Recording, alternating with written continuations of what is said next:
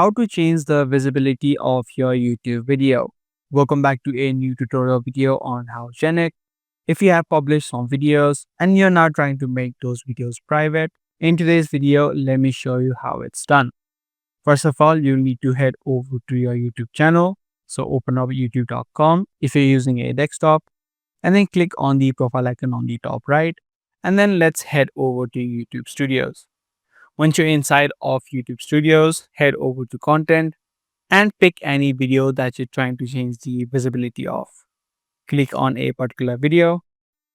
Now you'll see the video details. In order to change the visibility on the right hand side, you'll see the option called visibility. The first option you'll see is the state of the video that it is currently in. If it shows public, it means that the video is publicly available on your channel.